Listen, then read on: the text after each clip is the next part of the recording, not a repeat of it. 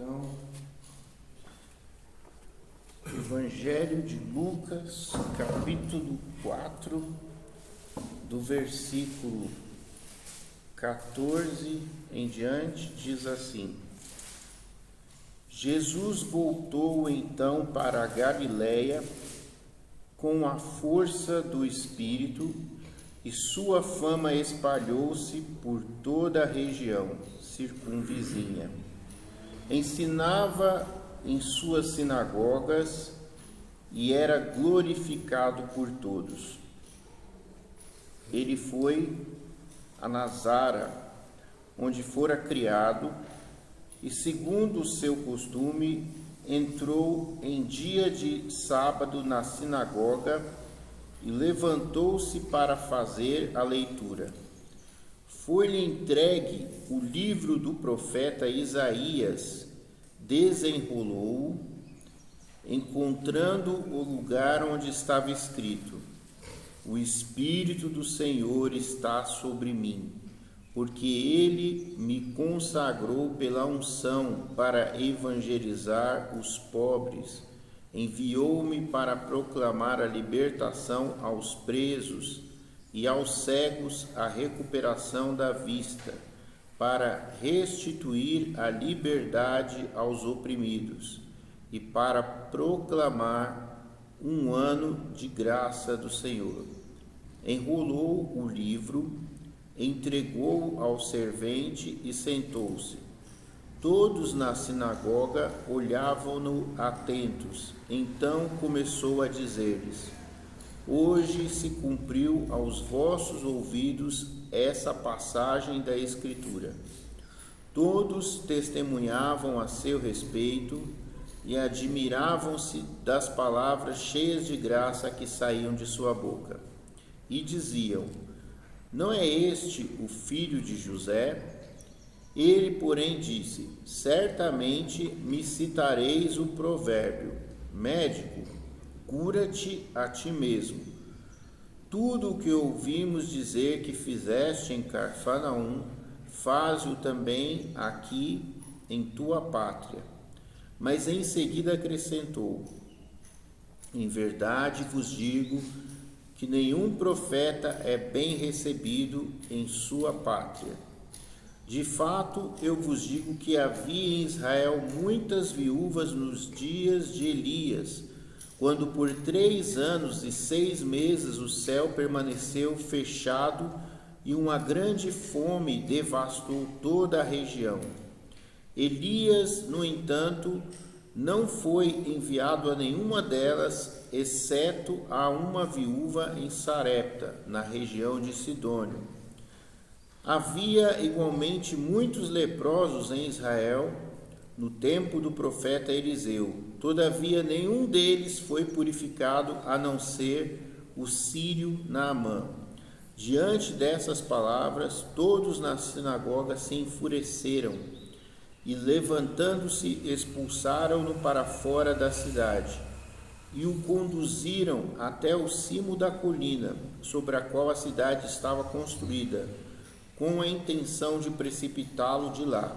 Ele, porém, passando pelo meio deles, prosseguiu seu caminho. Então, nós temos aqui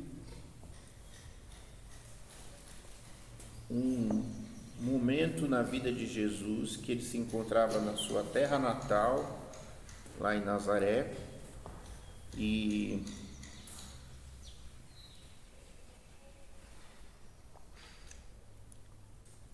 a situação é que o pessoal conhecia ele e eles não acreditavam nele, porque ele era dali daquela terra. E então Jesus faz aquela declaração, lendo ali o texto, falando: hoje se cumpre essa profecia, mas isso não afeta aquelas pessoas. E eles falam: mas esse daí não é o filho do José, né? E eles queriam então ver para crer, né?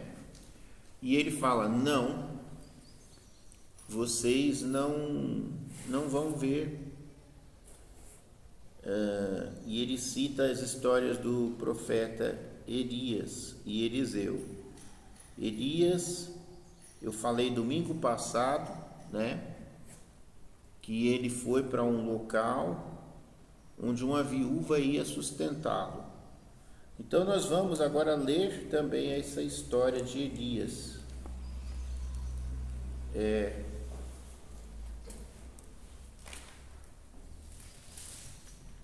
Primeiro Reis,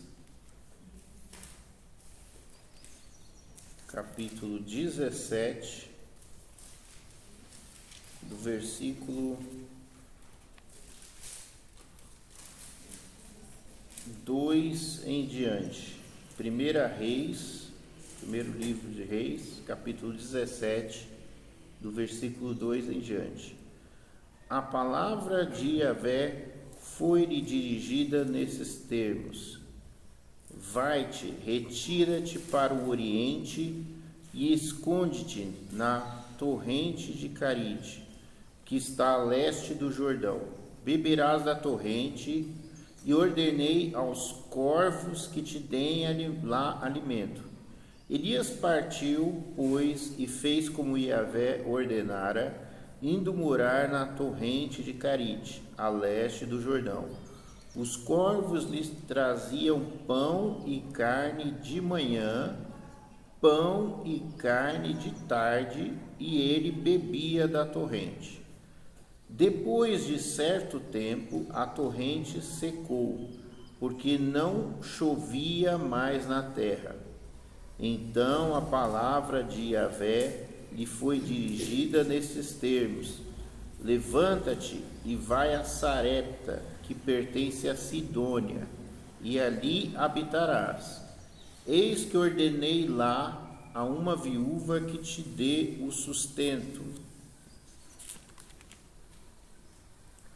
Ele se levantou e foi para Sarepta. Chegando à porta da cidade, eis que estava lá uma viúva apanhando lenha. Chamou-a e disse: por favor, traze-me num vaso um pouco de água para eu beber. Quando ela já estava indo para buscar água, ele gritou-lhe: traze-me também um pedaço de pão na tua mão. Respondeu ela: pela vida de Yahvé, teu Deus, não tenho pão cozido.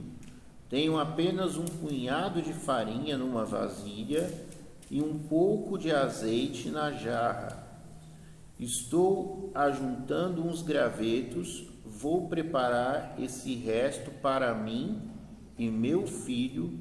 Nós o comeremos e depois esperaremos a morte.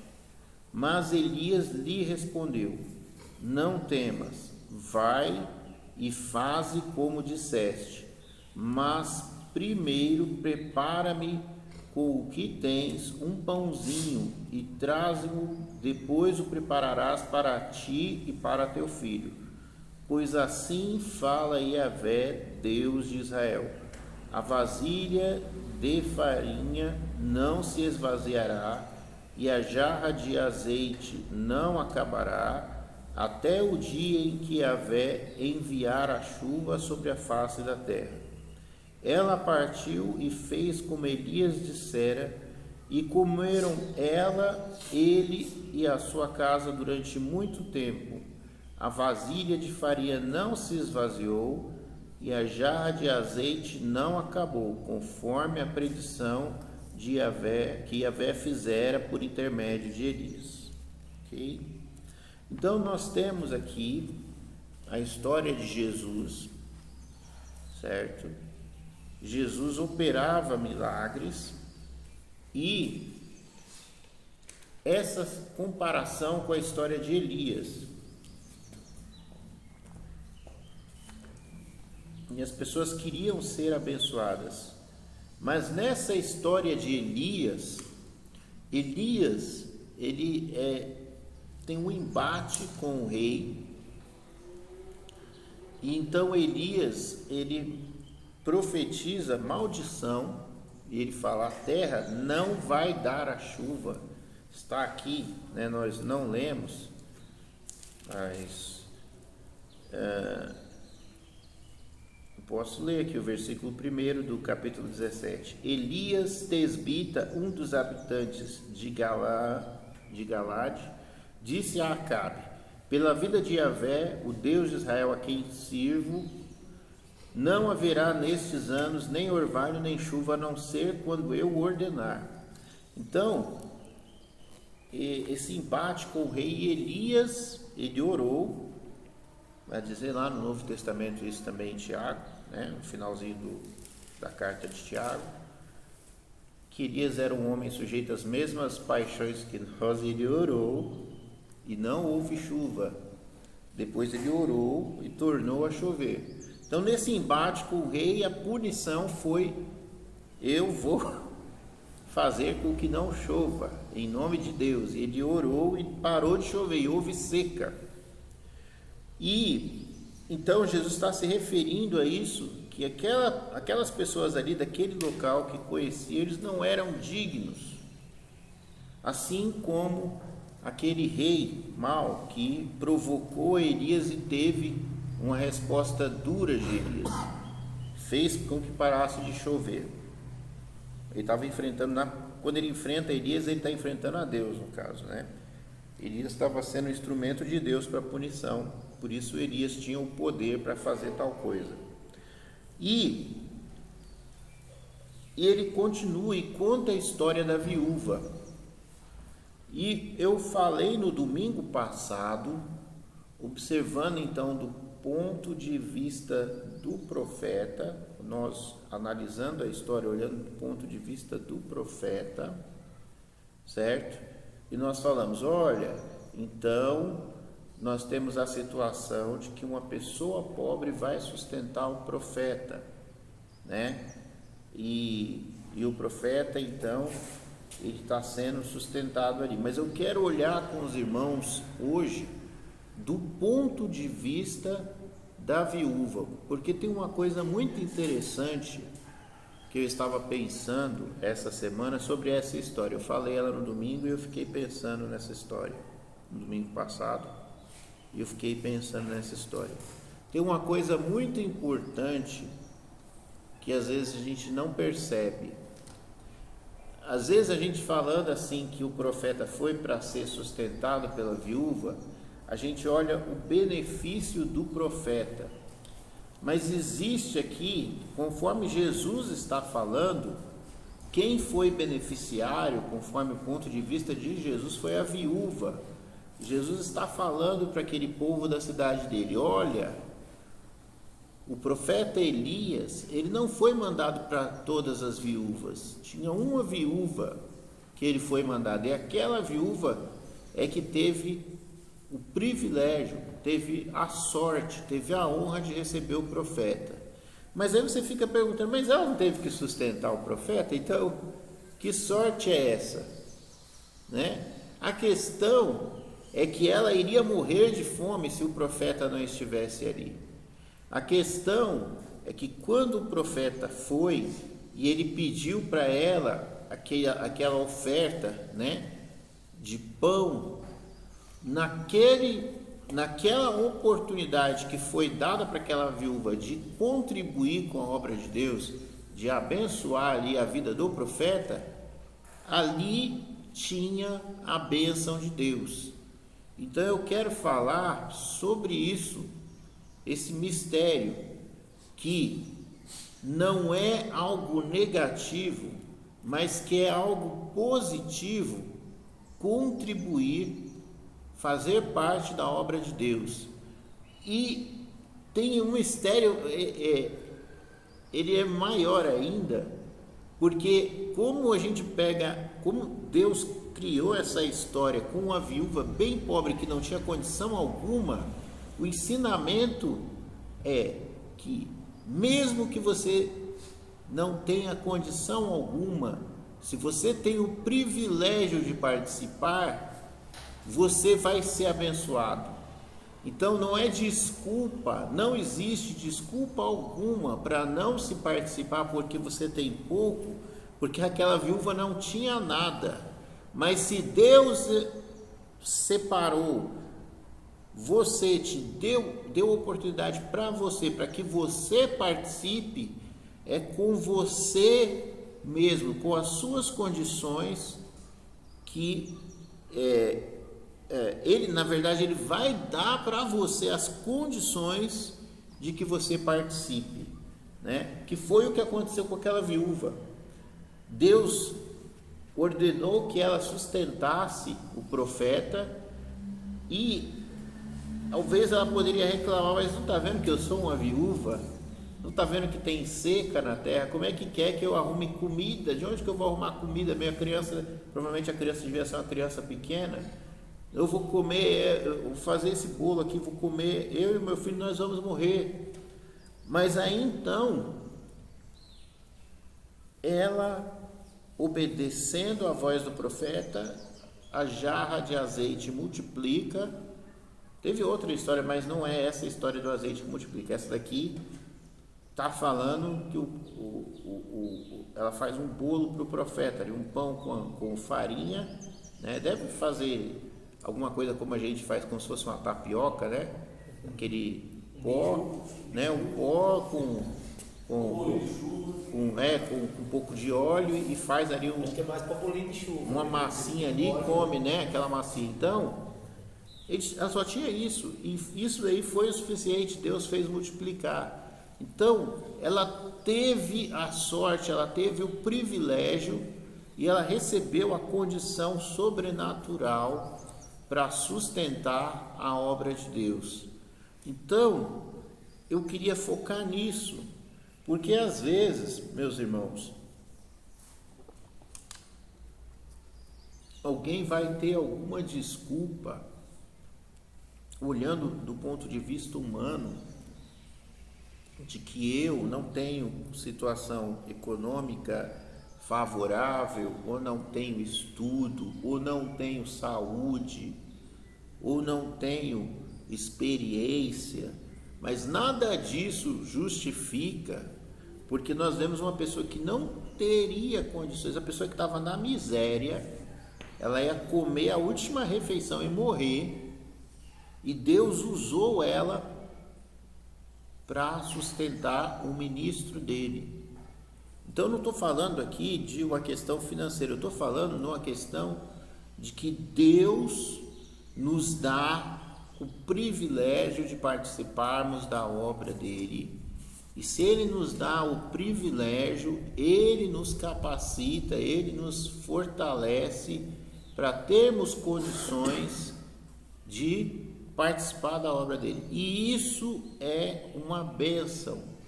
Então não se deve rejeitar. Já pensou? Vamos parar para pensar, e se a viúva não tivesse fé, e se a viúva tivesse falado assim: você está doido, né? Você está doido, você é um velho folgado, vai você procurar o que fazer, eu tenho meu filho para sustentar, eu vou pegar aqui você está me atrapalhando meu serviço, eu vou pegar aqui minhas madeirinhas aqui, vou para minha casa, vou cuidar da minha vida, e a minha vida está uma coisa ruim, e eu vou esperar a morte. Se ela fosse uma pessoa como muitas existem no dia de hoje, ela ia falar não. Mas a história ali na Bíblia, ela nos desafia. Também Jesus desafiava.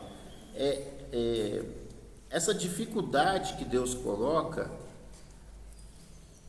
para você ver ali o milagre, sempre parece haver uma espécie de desafio.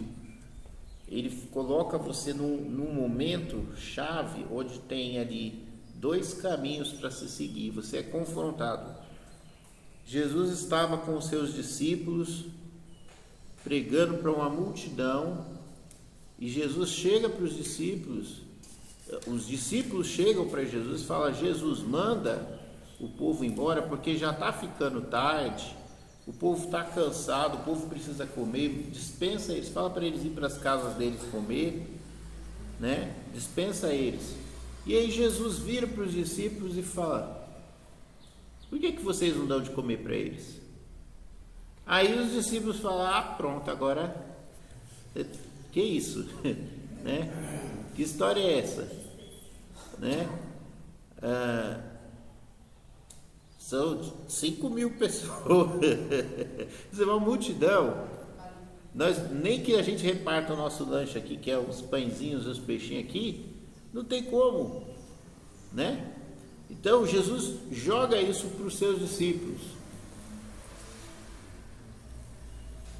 Jesus, quando ele mandou os 70 ministrar, pregar o evangelho, ele falou: vocês não vão levar bolsa, vocês não vão levar nada, vocês vão sobreviver, vão se alimentar. Se as pessoas deixarem vocês entrar na casa e der alguma coisa para vocês comer, vocês vão comer. Se não, não, vocês vão para pregar a palavra, vocês não vão para comprar comida para fazer lanche no meio do caminho. E ele mandou, e eles foram com a missão difícil, e eles enfrentaram demônios pelo caminho, e eles expulsavam os demônios. Depois eles voltaram falando: olha, aconteceu um milagre, e até os demônios estavam nos obedecendo. Então Deus, ele nos desafia. Ele levou o povo que saiu do Egito, libertou o povo, fez um monte de milagres, soltou o povo, conseguiu soltar o povo, levou o povo. Em vez de levar o povo para o caminho de terra, ele levou o povo para a beira do mar. Aí o povo falou: nós vamos ser presos de novo, o exército está atrás da gente. Não tem caminho, o que tem é o mar, eu não sei nadar, e mesmo que eu soubesse é muito longe.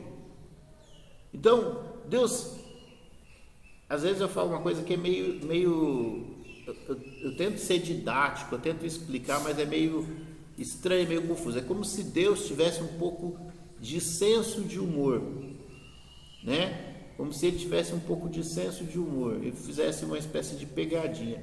Então ele tira o povo do Egito, no meio do deserto, da areia, coloca diante do mar. Quer dizer, o mar é como se fosse uma parede. Então para onde que eles vão fugir?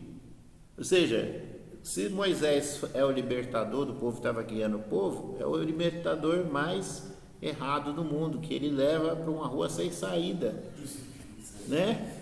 E o exército atrás dele.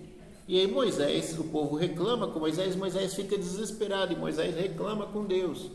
E Deus fala: ô Moisés, o que você está falando comigo?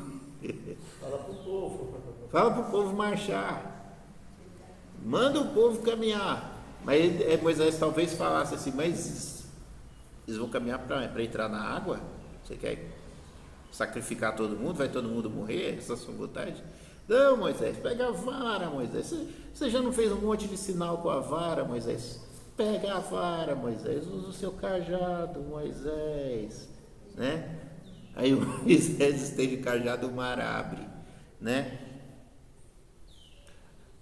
Aí os discípulos estavam morrendo de medo no meio da tempestade, no barquinho, quase morrendo. Aí chega Jesus andando por sobre as águas. Aí o que os discípulos pensam? É um fantasma. Toma um susto, morre de medo. Mas o que é isso? Tem uma pessoa no meio da tempestade. Então é como se fosse, né, esse tipo de situação assim. É um confronto que às vezes chega a ser meio cômico, né? Porque os discípulos estão lá, veja bem, discípulo, crente, tudo. Crente, conhece Deus, conhece Jesus, vê uma pessoa andando em cima da água, é um fantasma. É igual os crentes que acreditam em signo do zodíaco, né? Fala tanto de Deus, que Deus é que é o Senhor da sua vida, que Ele te guia, que Ele que é o dono do seu destino. Aí pega e vai falar que acredita em signo do zodíaco, né? Então tá lá os discípulos no meio do barquinho, de repente vê uma pessoa andando na água, é um fantasma. Não, é complicado, né? É complicado. Então Deus,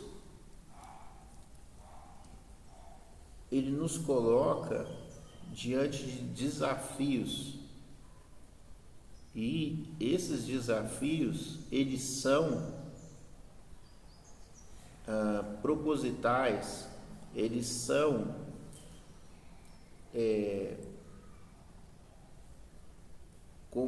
um momento de decisão, que você vai perceber que para você ser bem sucedido, só depende de um milagre, só depende de Deus.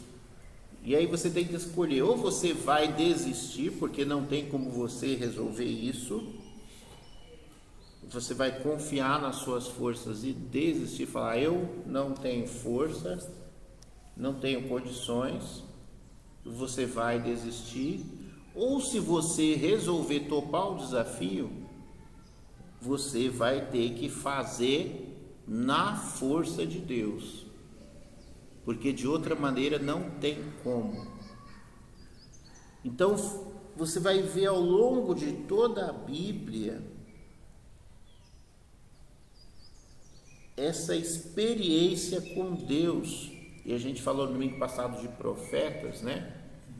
Nós, como profetas de Deus, e Jesus falou que nós somos profetas, nós temos então sempre essa questão de estar em contato com o sobrenatural, com a dependência de Deus, com um desafio monumental, colossal, onde só é possível passar, transpor aquela barreira com a força divina, de uma maneira milagrosa.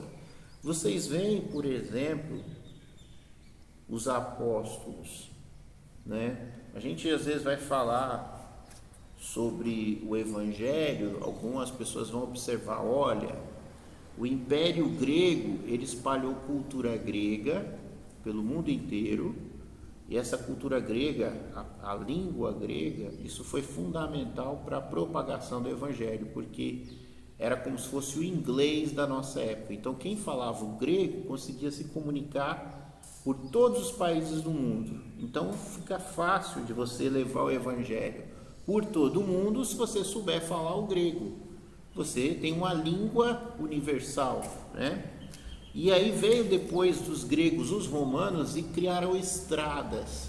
Então se era difícil você se locomover a pé ou de cavalo por caminhos que não havia estrada, de repente então havia estrada, que facilitou, né?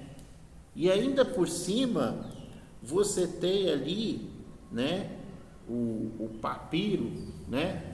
O papel era naquela época de Jesus ainda muito escasso,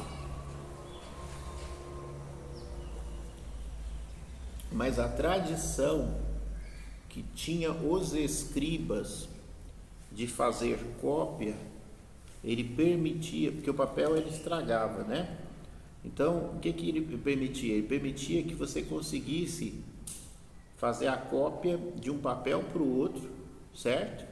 Fazer várias e várias cópias, principalmente, e conseguia levar essas cartas do apóstolo Paulo e conseguir preservar os documentos. Mesmo que o papel estragava, você fazia uma nova cópia antes dele estragar, né?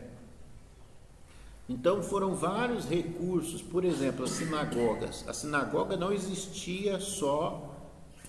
A sinagoga foi uma espécie de quartel-general, né? Uma espécie de... é igual um ponto de congregação quando a gente vai abrir uma igreja.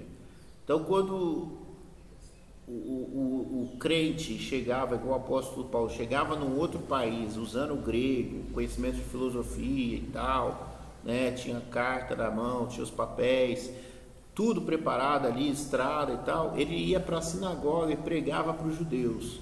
Então, quando ele conseguia converter alguns, ele já tinha ali um local de estudo. Essas sinagogas surgiram na época das diásporas judaicas, né? Onde teve a invasão da terra dos judeus, os judeus foram espalhados pelo mundo inteiro, na época do exílio. Criou-se então os judeus que ficaram remanescentes nos países por todo o mundo, que não voltaram para a terra de Israel.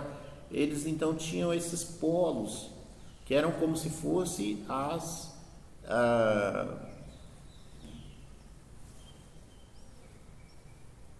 como que fala mesmo quando a pessoa tem um representante, o nosso país tem um representante no embaixador, mas o prédio lá, consulado, eram os consulados.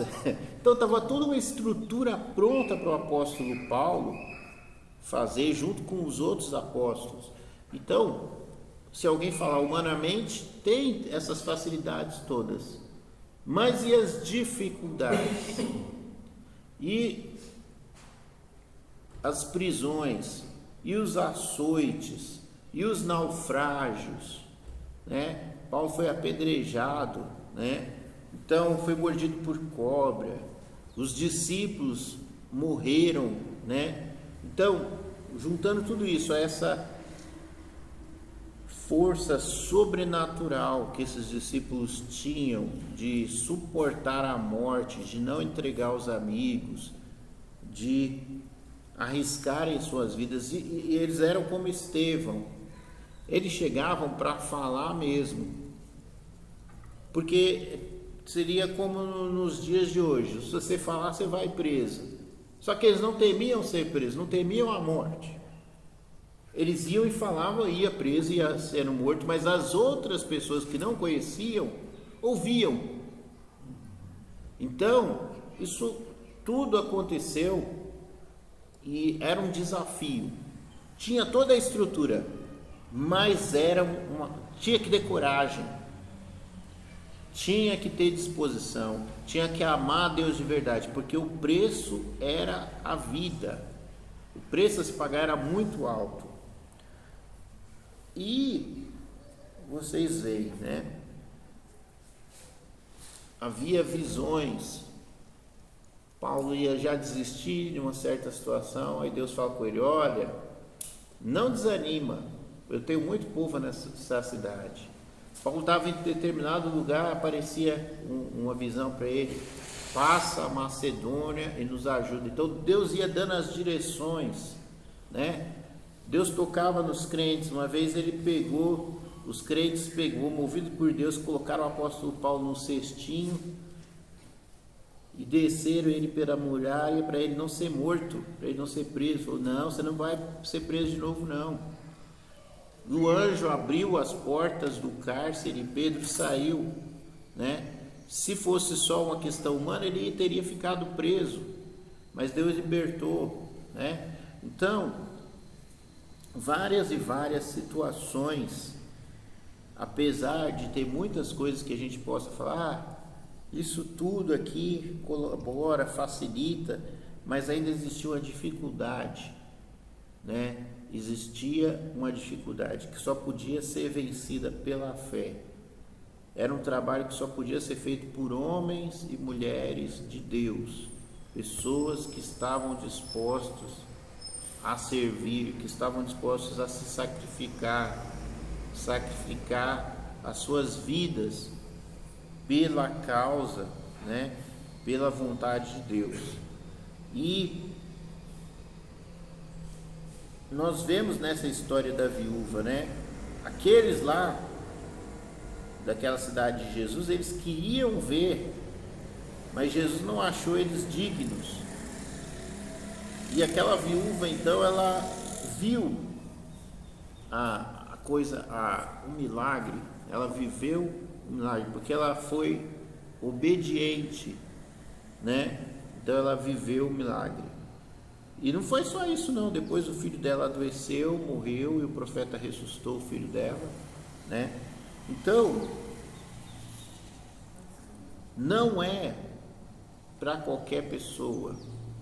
Ele é colocado diante da pessoa uma oportunidade, e a oportunidade pode escapar se a pessoa não tiver fé, não tiver determinação, não tiver coragem, não tiver confiança em Deus. E é um privilégio, porque se a pessoa, quem é que pode contar? Quem é que pode contar que viveu milagres nos dias de hoje, por exemplo? Tal como a gente vê muitas vezes na Bíblia. a gente ouve muita coisa na internet, na televisão. Hoje em dia mais a internet, que tudo mudou, né? Tudo migrou para a internet. A internet é que é a grande mídia, não é mais nem rádio nem televisão. Mas muitas dessas coisas que são ditas são falsas. Verdade. E é muito fácil você desmascarar. Ainda mais porque você tem o negócio de usar o computador para criar coisas, né?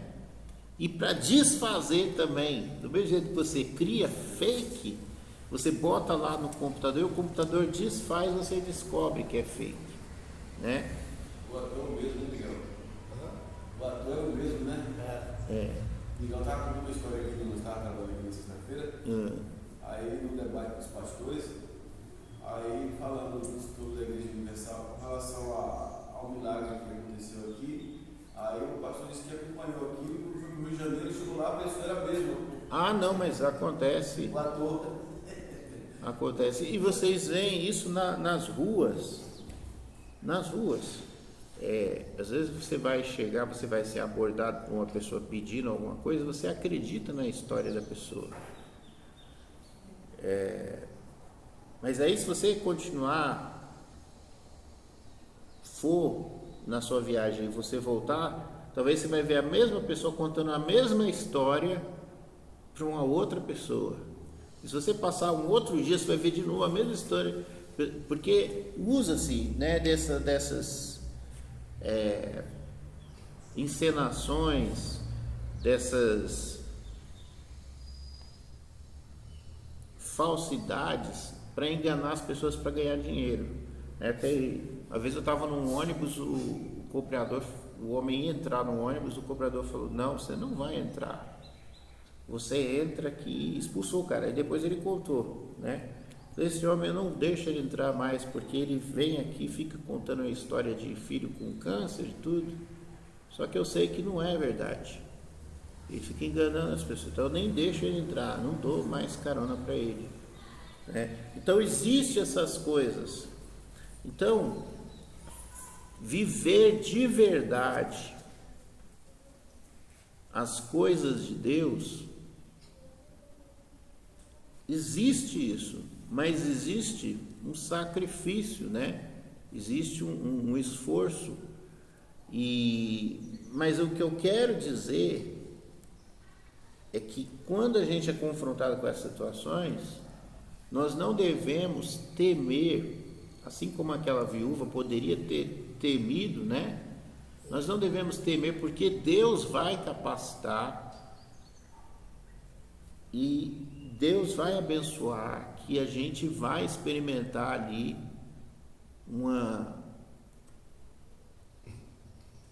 um agir de Deus sobrenatural que vai fazer com que as coisas aconteçam. Então, o que eu queria trazer para os irmãos hoje é essa questão, que às vezes nós nos encontramos em situações colocadas por Deus, onde a gente pensa então que nós podemos sair no prejuízo, mas na verdade é uma grande bênção, uma grande sorte, uma grande oportunidade da gente viver uma experiência sobrenatural com Deus. Moisés? Uma das coisas que me chamou a atenção desde a leitura que o pastor fez da questão da viúva, foi a sinceridade dela.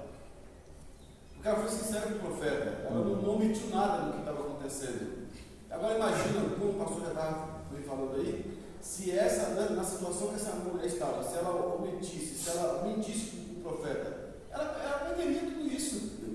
Se ela falasse: não, Senhor, eu não tenho nada para lhe dar, eu não posso lhe dar, não tenho nada. Mas ela foi: Senhor, eu tenho aqui um punhado de farinha e umas gotas de azeite aqui, né? Ela falou a realidade, ela contou a verdade, né? E aí foi onde fez a diferença, né? Quantas situações nós já passamos que às vezes nós temos questões, nós temos condições de ajudar, e às vezes nós, depois a gente vai analisar: puxa, eu não tinha condições de ajudar, por que eu menti? Né? Quantas pessoas já pediram para mim, às vezes eu tenho condições de dar, mas nós vivemos no mundo, nós estamos contando uma história de tantas pessoas que vivem com falsidade, querer enganar a gente fica até meio com o coração meio petrificado, porque às vezes deixa de ajudar a pessoa que é de verdade por causa dos mentirosos que tem. Que nem uma vez eu vou contar aqui rápido. Eu morei aqui na casa da igreja aqui. Aí, estava aqui, aí tocou a campainha. Aí o senhor estava ali, uma perna enfaixada de moleta. Aí chegou e tal, o senhor desci, eu estava de férias, dia de férias, desci, vinha do portão ali.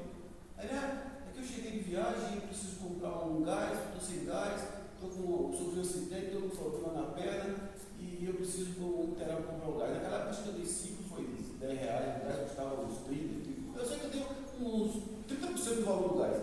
Aí ele agradeceu e tal, que deixa que o senhor vai me pedir. Aí pegou e desceu. Só que na hora que ele saiu, eu desconfiei. Eu falei, esse cara me deu um golpe. Ele me deu um golpe, ele me enganou. Aí eu deixei ele sair, desceu. Aí eu fiz que subir, né? Voltei. Aí deixei ele descer um pouco, aí eu voltei para olhar. Ele chegou bem aqui um pouco da descida aqui, pegou a muleta, colocou debaixo do braço e desceu, chegou lá na esquina, lá estava fazendo o jogo do bicho lá embaixo, quando eu tinha ido aqui no jogo do bicho. Aí eu até falei para cá, então dá vontade de você ir atrás e tomar de volta o que você deu para as pessoas te enganam assim na cara toda assim, né? Chega de uma forma que fala que você te engana, entendeu? Então, essas coisas que acontecem que vai ficando com o coração duro, porque deixa de ajudar uma pessoa que às vezes é de verdade, que está precisando, por causa dos pilantras desses. Mas o cada vivo aí foi a sinceridade, a transparência dela para com o profeta. Foi por isso que ela foi abençoada, porque houve sinceridade da parte dela. Né? Deus mandou o profeta para a pessoa certa, porque Deus conhecia o coração daquela viúva.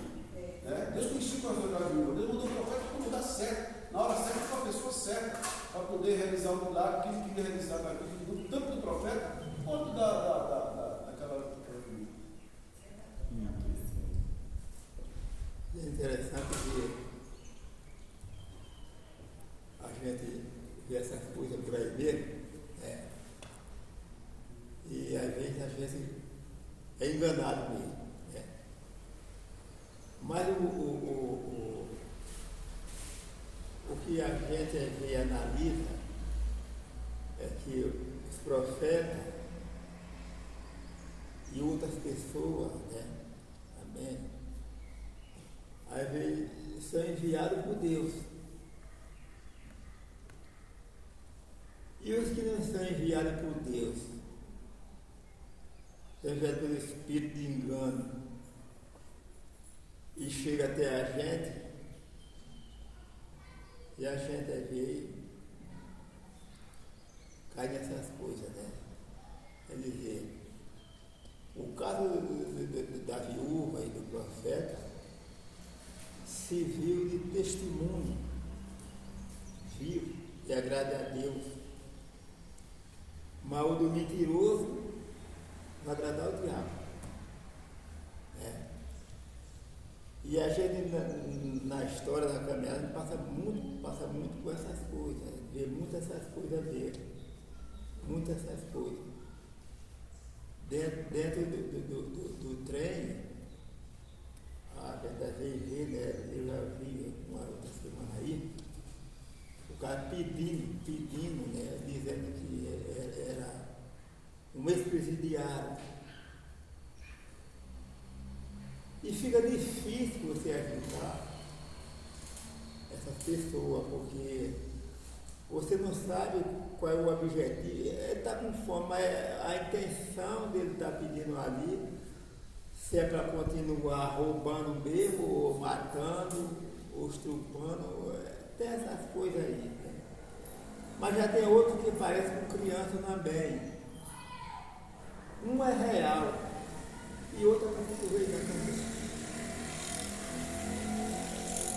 E às vezes a gente não dá, não contribui com essas coisas.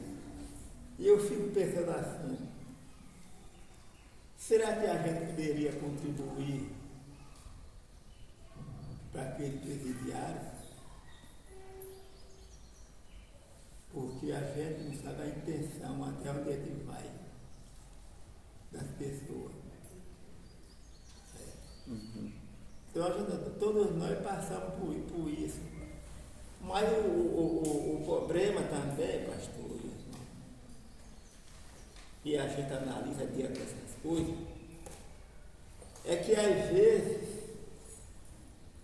dentro da própria igreja existe isso. Na própria igreja existe pessoa que é golpista. Dentro das igrejas existe isso. E eu não sei se realmente o caminho é por aí. Eu lembro, lá perto de onde eu moro, chegou um rapaz de Pernambuco, o lugar não sei qual era, chamava o Marco. E o Marco andava de casa, rua, conhecendo a irmandade e pedindo um auxílio. E ele mora lá perto, eu dei a oportunidade de conversar com ele um dia. Ele tinha 3 filhos e disse que não trabalhava, ele vivia da obra. Colocava um violão assim nas costas e saía às igrejas, a igreja dava 20, da igreja dava 10, outra igreja não dava nada. E ele colhia alguma coisa para sobreviver. Aí ele chegou numa igreja aqui embaixo, você chegou por lá e conversou com o pastor, que o pastor, não, eu não me lembro mais, era Davi. E com o pastor, dia da obra, mas o que é que você faz? Da obra, vou na casa de um, vou por outro. E eu agora, pastor, eu estou pensando em ficar por aqui, eu sei que a igreja vai me acolher, papapá. Pai, eu já tenho irmão, já perguntei, vou perguntar de novo. Você trabalha? Não, eu vivo na obra. Aí o pastor falou, olha, irmão, eu trabalho, eu sou pastor e trabalho para cuidar da minha família. Vai trabalhar. Aqui não vai, você não vai encontrar espaço. Vendo como é que acontecem as coisas, né? Uhum. Eu sei que o irmão ficou meio chateado e foi embora daqui, porque não achou quem ajudasse ele a viver dessa forma. Você podia trabalhar, né? Porque ele queria, cada dia, uma família, adotar essa família com cada dia da semana. Uma família da igreja adotar com os filhos. Ele viver assim. Sim, na Bíblia tem desses casos, tá? Na Bíblia também fala desses casos. Jesus já tinha alertado lá, né, há 2000 anos atrás, ele falou que seria feito dos servos dele, seria feito comércio. Então tem muita gente que usa, né, a exploração da fé. Então eles, às vezes até trabalham, né, eles fazem artigos religiosos, né, e exploram a fé das pessoas, né, vendem certas coisas, né, e a gente sabe que isso daí é errado, mas não é dessas pessoas que, porque lá na história lá da Bíblia, nós temos uma pessoa que não tinha condições, que Deus colocou diante dela um profeta de Deus, de verdade, e ela teve 2 escolhas ali, ou ela fazia igual Moisés falou, né? Ah, não, tem nada em casa não, né? E vai embora, ou ela se comprometia, né? Então, ela teve um outro tipo de atitude, mas realmente a Bíblia vai falar para a gente que nos finais dos tempos, por causa de se multiplicar a iniquidade, o amor de muitos ia esfriar. Então, realmente existe essa situação da gente desanimar, né, de ser bom com as pessoas, devido a tanta pessoa que já explorou a gente, né, que lesou a gente, que fez a gente de bobo, né? Então a gente fica desanimado, né, a isso. Mas nessa lição aqui, apesar de tudo isso, que eu queria dizer é sobre Deus, e que às vezes Ele coloca diante de nós uma oportunidade desafiadora. Ele coloca o desafio, um desafio de poder andar junto com ele e ver coisas sobrenaturais. E se você topar esse desafio, você vai ser privilegiado de viver coisas que nenhuma outra pessoa que você talvez já até conheceu na sua vida viveu. Mas é só se você aceitar o desafio.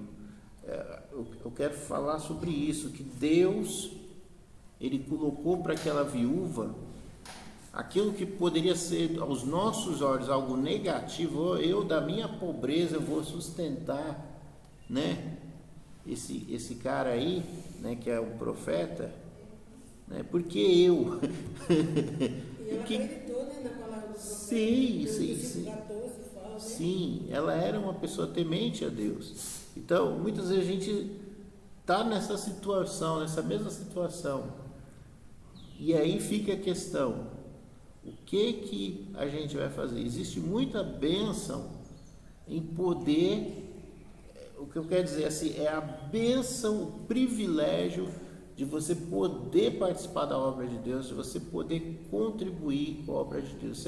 É uma bênção, ela foi abençoada. Outra situação muito interessante que eu já falei com os irmãos, que eu estava lembrando aqui agora, era de uma outra pessoa. Também é a mesma coisa. Ela chegou para o profeta, falou: olha, estão levando meus filhos como escravo, eu preciso de ajuda. Aí o profeta falou: o que você tem na sua casa? Ela falou: não tenho nada. Não, mas você não tem nada, o que você deve ter alguma coisa? Ah, eu tenho ali uma vasilha com um pouquinho de azeite, é só isso que eu tenho. Aí o profeta falou: então faz assim, você vai na casa dos seus vizinhos, né, das suas vizinhas, pega outras vasilhas, e essas vasilhas que você tem com um pouquinho de azeite, você vai pegar esse azeite e vai encher as outras vasilhas. Faz isso aí.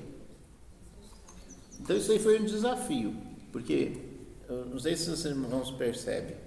Você faz isso aí a mulher vai com essa missão para casa. Talvez ela entra lá na casa dela, vê o potinho lá com azeite. Azeite era uma coisa cara, serve como remédio, serve para tempero de comida e tudo, mas só tinha um tiquinho de azeite dentro de uma vasilhazinha. Era tudo que ela tinha. Então ela começa a encher as outras vasilhas na casa dela, e o azeite não para. Aí ela enche. Aí ela foi lá nos vizinhos dela, e pedir as coisas. Enche também. Quando não tinha mais nenhuma vasilha para encher, aí o azeite parou de multiplicar. Então eu falo para a primeira observação que eu observo nessa história: se ela não tivesse ido nos seus vizinhos e pegado as vasilhas, ela ia ter pouco azeite, ela teria aproveitado pouco desse momento milagroso. Mas se ela foi e pegou muitas vasilhas com seus vizinhos, então ela aproveitou bastante. Quando ela volta para o profeta e fala que está todas as vasilhas cheias, que pegou com os vizinhos, está tudo cheio, ele fala: agora você vende o azeite, você vai pagar a sua dívida, não vão levar os seus filhos como escravo, e o que sobrou, que ainda vai sobrar de azeite, você vai vender e vai ganhar dinheiro com isso, e vai ter uma aposentadoria para você, vai viver do resto. Então, se a fé dela tivesse sido pequena, se ela tivesse enchido só as vasilhas da casa dela, se ela não tivesse tido a coragem de ir atrás dos vizinhos, se ela tivesse duvidado, se ela não tivesse pego o máximo de vasilha que desse, ela teria perdido uma oportunidade muito grande. Eu não sei quanto de dinheiro que ela conseguiu, com quanto de vasilha que ela encheu. Ela poderia até ter tido um final de vida rica, até próspera. A gente não sabe. Azeite é uma coisa muito preciosa, né? Muito cara como remédio, como perfume, até para alimento. Os homens passavam na cabeça dos animais para impedir que mosca colocasse, usava da beleza, né? Passava na barba, né? Arrumava a barba, usava diversas coisas, essas coisas, né? Então,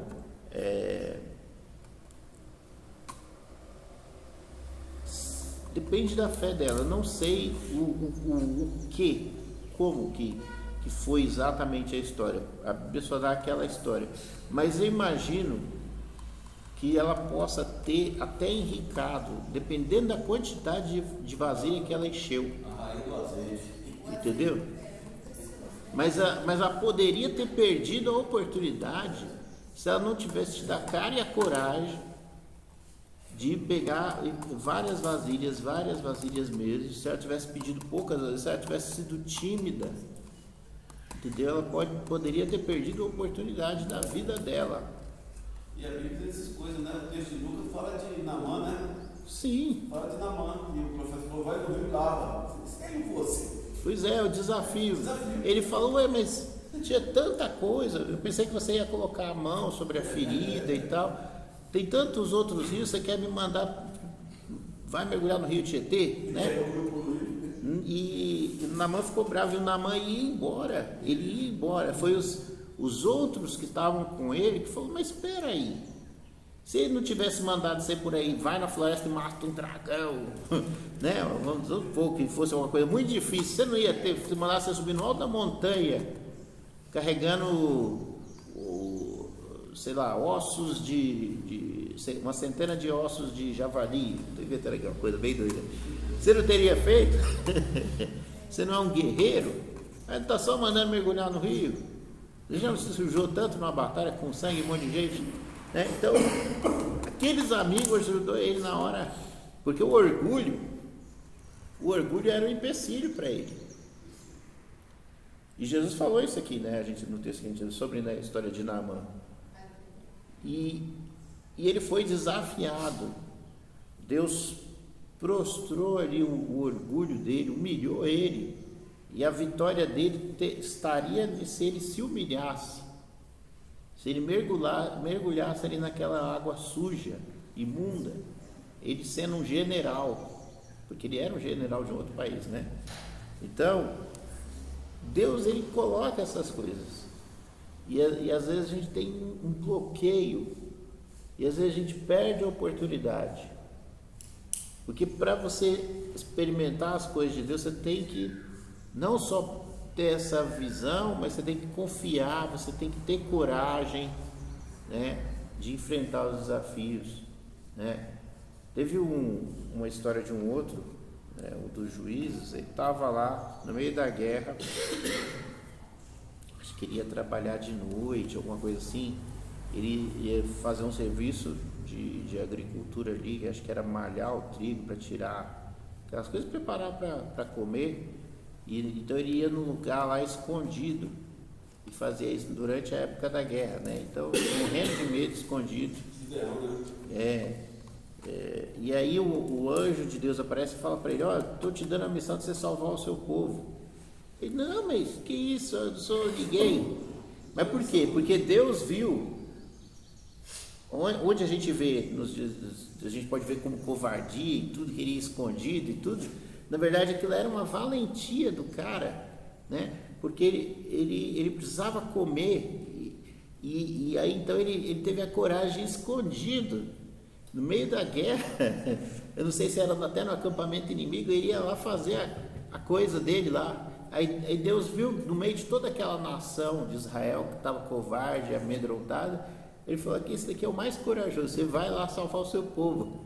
Então, são desafios, né? E é assim, não é fácil, não é lógico, não é comum, é difícil, é constrangedor, é uma coisa que te deixa meio na dúvida, é assim, quando você enfrenta. E se você enfrenta a situação, se você topa o desafio, existe ali aquela virada de chave que pode dar uma reviravolta muito grande, né?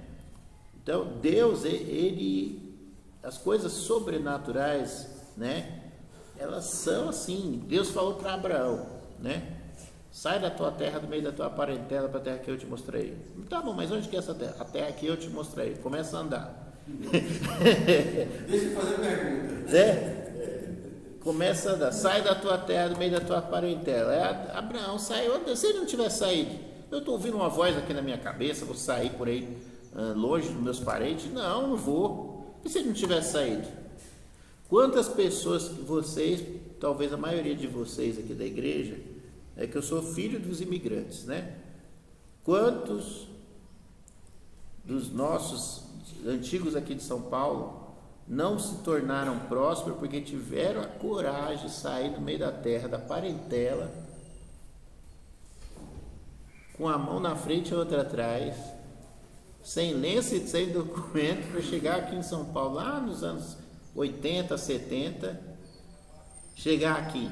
Essas pessoas que tiveram essa coragem naquela época, elas conseguem coisas que eu, vivendo 40 anos aqui, com todo tipo de estudo, não consigo. Porque aquela época foi a época, e quem teve a coragem de sair lá do Nordeste, no meio da fazenda, igual meu pai, lá no meio da roça, veio lá do Espírito Santo, minha mãe lá de Minas, quem teve a coragem de abandonar a família e vir 1.000 quilômetros para cá, para São Paulo, quase 1.000 quilômetros, sem chegar aqui e morar na casa de vizinho, de amigo, sem parente nenhum, alugar,